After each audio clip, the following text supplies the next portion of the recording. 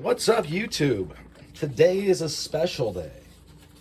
It's a special day for a lot of reasons, but really for the reason that I'm going to read you something about some troubles that I had recently. And although I am, around 40 now, all my problems are basically young man problems. And young men problems are money, women, and the law. Maybe a couple other things. Maybe you lose your dog. But you know what I mean? Really, we're talking about a few things. And this isn't about money, and it's not about women. So that leaves the law, right? Does it not? And the law sometimes is not your friend. I know. The law is supposed to be our friend, but it's not. And you've got to really wrap your mind around that, especially if you're like me, somebody that likes to defend themselves. You don't like to get beat up for no reason. You're not anybody's punching bag. So yeah, I throw hands. It's not... We talk about it a lot, but it's... And by the way, this is on... I'm teasing this still. This is such an amazing thing. This isn't me being like, I'm so badass. But it is that in this. It is along those lines that we're always talking about, the legalities of defending yourself, what can happen, what's going to happen. And I've been speaking more and more with authority because I've had to defend myself in court a few times. In the past, I've been jumped, and the cops are just not really about people fighting. They don't like it. They truly believe that we should all just have our phones out and just have them on speed dial and just calling. And even in states, every state that this happened in, by the way, was a no duty retreat, stand your ground, castle doctrine, you name it, type state. And I've defended myself successfully in the not so distant past, but in the past. And I've done it in the very recent past as well. And cheers. What happened recently was this, and I put it on the channel for a second, and then started getting calls from the law, so I took it down. But this is what happened. It's Friday night. I go to a burger joint. I get out of my Jeep. I'm walking to the place. This vehicle drives past me, and someone leans out the passenger side and calls me the F slur. Faggot. And I was just like, all right, whatever. And so let's say I park here. This is the burger shop. I park here. They go past me. Somebody screams at me and leans out. I keep going. I'm out, on the sidewalk. I'm going because I'm going to get to the burger place. They hit traffic. The person sees me, jumps out, runs over to me, and squares up. And I'm like, and I actually pulled out some knucks. I have the spiked ones that I have. They're very, very gnarly. But I pull out some knucks, and I'm like, hey, are you sure you want to fight me? Like, I'm going to pummel you with these. And the dude he was just acting weird, and he was like, yeah. But he was smaller than me, much younger, like early 20s. I just got the feeling he was intoxicated. So I put the knuckles away, and I was like, all right, well, let's go. And then he wouldn't, but he kept kind of coming back and forward type of thing. That whole, you see it on playgrounds, you see it in the hood, the whole oh, he wasn't close to me, but oh, I'm going to pretend to punch. I'm going to pretend to do this thing. And then when you put your guard down, I'm going to do it. So the second time he did it, I just maced him because he had mace on me. And then he's maced. I hook him up. The person driving gets out and accosts me. And I have to convince this torta, this Spanish Mexican-American woman who was very fat, that not only had I just maced her friend, but she would be maced as well. if she got closer to me. So, like, her dog jumps out. I'm falling back to the Jeep. She kind of stands in the way a little bit. And like her dog is out there, and I'm a little bit worried I'm going to run the dog over and her. But then I realize I don't really care if I run the dog and her over. So I take off. I luckily missed them. I think I missed the dog by like inches. And I was on my way. Start getting calls the next day from a detective, because it turned out the female was upset that I had gotten mace in her car or something. So she had gone and filed a report. And what I didn't know then, that I know now, is that the victim did not file a report. The victim, the guy, whose name I'm not going to say, it doesn't really matter. I don't have any hard feelings for the guy. Never spoke with police. Never filed a report, never spoke with police. So that there, I feel like, should really tell you something. But I didn't cooperate. And so this detective got very upset with me. And it kind of turned into this weird vendetta of like, oh, you will speak with me. And I'm just like not returning his calls. I don't care. But he's like calling my little brother. And because my little brother has my emergency contact on my driver's license. My little brother is just not answering the calls. They sent somebody out to my little brother's place, because where I get my mail. And he's just like, my brother doesn't live here. You know what I mean? Like, and they're like, well, why is he registered here? Why didn't he change it if he moved? My little brother's like, I don't know. It's easier not to. Like, I just give him his mail. Like, it's not really a big deal. But, you can't. If you want to look around with your eyes, that's fine. But I'm going to go inside, lock the door, basically. He was really mean. My little brother doesn't like cops. So that was the nicest version of what happened. I'm going to read you now my arrest warrant. I can't show it, so you don't get that.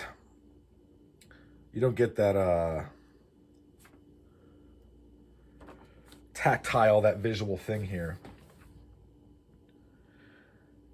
On a certain date, at approximately 1900 hours, an incident occurred in the block of a certain street in a certain state that was reported to a police department. The victim and a witness were traveling in a vehicle on a street when they turned around to take a parallel parking spot. So think about this. You're going dut, dut, dut, dut, dut, dut, dut, dut, dut, and you see a parallel parking spot over here, because this is where this happened. And then you turn around to park parallel. But now you're faced the wrong way. The story doesn't make any sense. I'm going to keep reading, though. To park parallel, the victim exited the vehicle to assist the guiding of the driver into a parking spot. So let's pretend this story made sense. This person says that they got out of the car, the victim, quote unquote. They got out of the vehicle to guide it back in to the spot on a very busy road. Because obviously that's definitely what he did. When he exited the vehicle, the defendant began yelling at him, and the victim states he asked the defendant what his problem was. The defendant then exited his vehicle and sprayed the victim with pepper spray, causing pain, discomfort, redness to occur. So it gets even more convoluted that I'm in my vehicle still, and that they are backing up into this, and I'm yelling out. This guy's going to be right here, right? Because he's helping guide this back in. I'm yelling out at him at something, and he yells back at me, what's your problem? From over here to me, and then because I'm going to be in the driver's side, right? And then I get out to, I don't know. We'll keep reading. The witness observed this action take place and began to document the suspect in his vehicle with a recorded video on her phone. It was actually after this took place. It was me standing in front of my Jeep. There's no video of me and that guy. The defendant walked several vehicles back to his own vehicle. So now there are several vehicles here. Because right then it sounded like, oh, we're right here, right? This guy's yelling, oh no, I now have to walk several vehicles back. It just doesn't make any, the way that, it was just a bad lie. I think the kid was drunk. Walked several vehicles back to his own vehicle as the witness confronted the suspect as to why he sprayed the pepper spray. A bystander also can be heard confronting the defendant about the justification of his actions and spraying the victim, clearly accusing his actions of being illegal and not justified.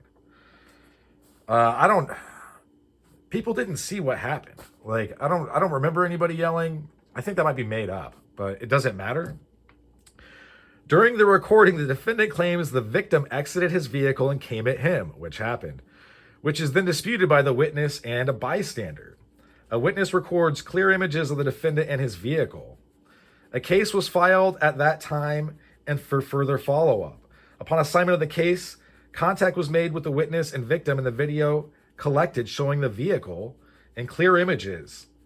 So now we went from this person caught video of, she documented this happening. Now we just have images of me and my Jeep. So do you see where also this cop is kind of lying? This pig, this detective? I'll keep going. Upon using databases available in the DMV to this detective, defendant blank, the registrar of the vehicle was identified as the suspect. During the follow-up, this detective reached out to the defendant and was able to relay a message through family of the defendant. Defendant blank did leave a message for this detective, but since then has made no further contact with or accepted any calls to discuss this case further or returned multiple messages to call this detective. What a bitch. This guy sounds like a jilted lover. I'll continue. Further investigation also discovered a previous case of road rage in which the defendant pepper sprayed another driver and took his car keys without justification in an incident that occurred in blank, although the victim chose not to prosecute. So, that's an interesting sentence. Previous case of road rage, but it's not my road rage, in which the defendant, I'm not even a defendant at this point. You could call me the suspect, but I'm not a defendant. Another weird choice of words that makes me sound like I'm guilty. Pepper sprayed another driver and took his keys without justification. So if I'm able to mace you and take your keys, you're probably not a driver anymore. You're probably out of the car. And I've actually talked about this on the channel before. Yeah, somebody was following me, being crazy, driving crazy, throwing stuff at me. I pulled over. They pulled over and jumped out of their vehicle, ran up on my vehicle. I got out and was like, you got to cool it. And they wanted to fight, so I maced them. And the cops did get involved and were basically like, buddy, you followed this guy and pulled over and got out of your vehicle. And then he maced you and took your keys because you're acting crazy. Like, yeah, you could file charges, but he can file charges just as well. And you initiated this.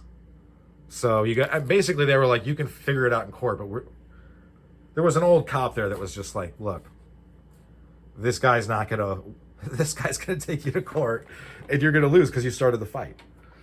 And he's not talking to me. I was fine.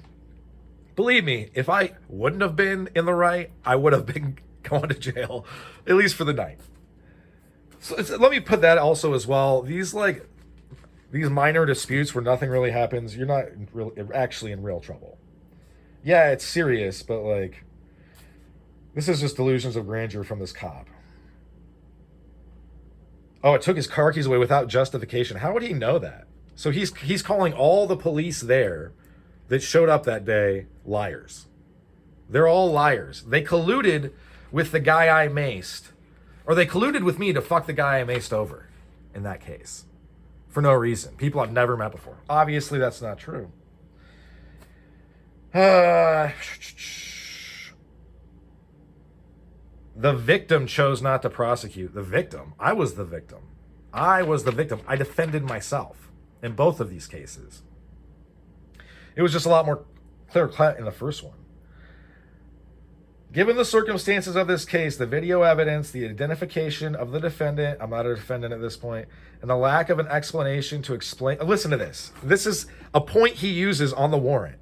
And the lack of an explanation to explain or justify his actions against the victim, a criminal charge, assault, is filed as a warrant request at this time. Unable to communicate with the defendant or confirm his address to be accurate, a misdemeanor summons cannot be issued in regards to the charge, so a warrant is requested. So instead of sending me something in the mail, or just handing it to my little brother who said he gave me my mail, they put out a warrant, and I got picked up before work one day, and it wasn't a big deal. And because I had the forethought and the wherewithal to, when I was in county, get my boss's number, give it to my buddy who I called to like be like, hey, get me tomorrow. I didn't even get in trouble at work. I eventually, hang on, cheers. I pled innocent immediately. The next morning, you see a judge real quick. And the judge doesn't care why you're there, believe it or not, unless you like RAPED'd somebody or MURDERED'd somebody. They're just like, whatever, dude. And because I was there for basically no reason, my bail, period, was a total of $100. Not after a bondsman. $100 flat. Flat. Because usually they'll be like, your bail is, let's say you did something bad. Your bail is $80,000. Well, you go to a bondsman, you pay 10% of that, your bail is $8,000. If I would have gone to a bondsman, I would have had to have paid $10. The bondsman just wouldn't cover that. Let me put it that way. And so when I finally get my bail or whatever, I'm telling the guys back in like the pod or whatever you want to call it, the cell block, so to speak, I only have, it's $100. They're like, what? I told some of the guards, they were like, that's the lowest amount we've ever heard ever. And I was talking to this one dude. I was like, how long you been here? And he's like, I've been here a while, man, a few months. And he's like, what's your bail? I was like, $100. He's like, oh, wow. I was like, what's your bail? He goes, my bail is so high, I'm not getting out of here. He wouldn't tell me. Said it was high, though. I don't know what he did. So anyway, I get out of the county, contact a lawyer. The head lawyer dude, hands it off to one of his underlings. We go over it briefly within the 15 minutes before he goes and talks to the DA when we finally get down there. And this was like months and months later. The first thing he says to the DA is, well, this case doesn't make much sense. And the DA just goes, yeah, I know. I don't really like it. Like, I don't know how this is a thing. And I didn't hear all of it, but I told my lawyer, like, hey, just so I don't get ahead of myself and we don't get some mission creep, I'm willing to plead to a lesser thing. And my lawyer's like, well, this is simple assault. Like, this is a misdemeanor, dude. Like, there's not a whole lot below that. Like, there's misdemeanor and then there's nothing.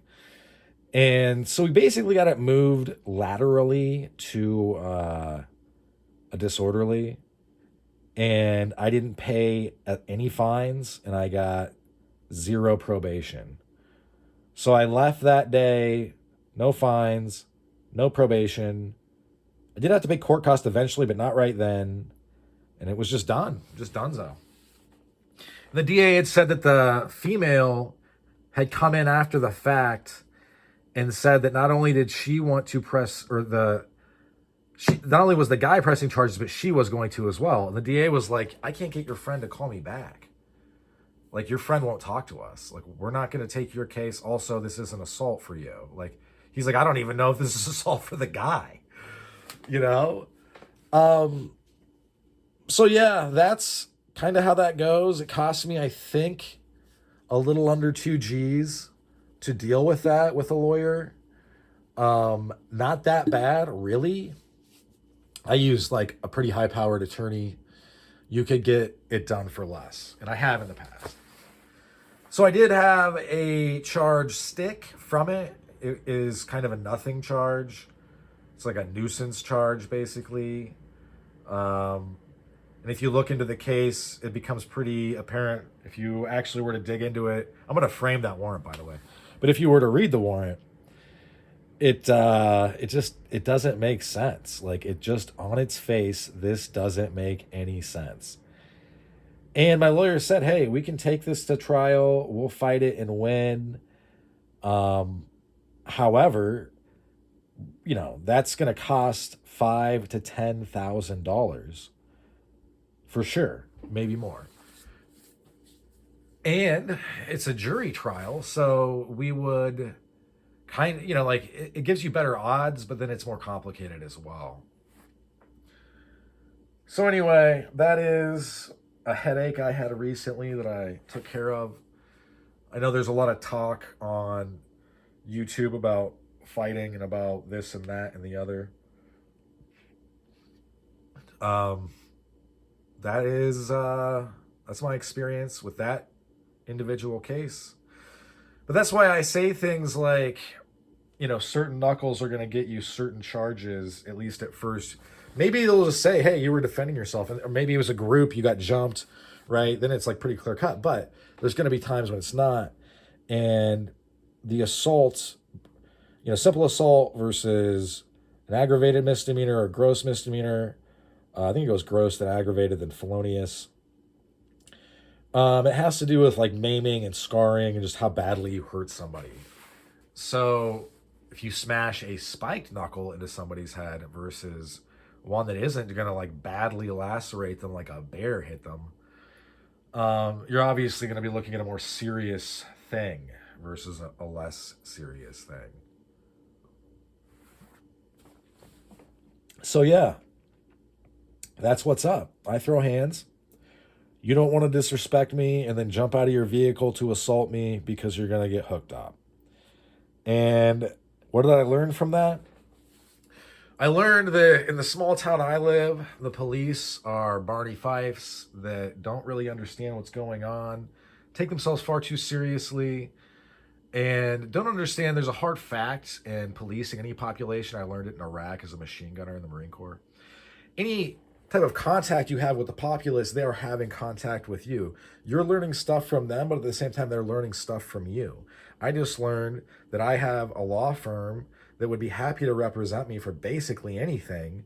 And for less than $2,000 total, and you can pay with card, by the way, they'll straight up roll up and shut down an assault charge just by saying this case doesn't make any sense. Oh, okay. Good to know. Good to know. So yeah, something also to think about for everybody that's still here thinking. The whole crowd that is like, have a gun, carry a gun always. All problems are solved with kinetic force out of the muzzle of a gun. Imagine if that guy jumps out and I spook and shoot him, or he jumps out and pulls out something silly and I just straight up blast the guy. So, I mean, obviously you're going to have, I'm not, why would anybody that didn't know what was going on, or just like his friend that was driving the Torta, why wouldn't they just lie like they did then? It would have been just a bigger deal and cost more money to fight. And I'm not really mad at that kid. And I do know his name. Like, I literally am looking at it right now on this warrant. It's just that, dude, I've been drunk and I've done silly things and I've wilded out and I've, been less than perfect in public. And I did what I thought was appropriate. I handled that situation exactly how I wanted to, and I moved on. I didn't need the police. I didn't need their help. There was nothing about the police at all in that instance that helped me, even a single iota. So, the law is imperfect. Cops can be dumb. They don't necessarily have to be, but they sure can be. And they can be butthurt little crybaby ego-filled people, right? Like this, like anybody else. And they can sound like a jilted lover in the arrest warrant. And you can go to jail for the evening. And maybe for other people, their jobs would have let them go. I think that, unless you're really working a kind of a bad job, that wouldn't happen. Especially if you got word to them. Yeah, but then you can go to trial and get cut loose with no fines, no probation, and a slap on the wrist. That's life. That's how it works. So anyway, that's about all she wrote for this one. Thanks for sticking with me to the end. Hope you have a good rest of your day, and don't listen to the phonies on the other channels. They mean well, but some of these guys, I mean, like, no offense to them, but they're the types that marry the first woman that they fuck. And that there's nothing wrong with that. Good on them. I wish I had that. I'm single. But that's not life. My life experience is vast and deep and textured. Oftentimes, it was rife and wrinkled with violence. And I maneuver it through it the way that I think is best for me. And that's the first time I've caught a charge for fighting because I have beat the rest of them. But I will say though, I don't pick fights. People pick fights with me, and then sometimes they cry when they don't work out. It is what it is. All right, take care, folks.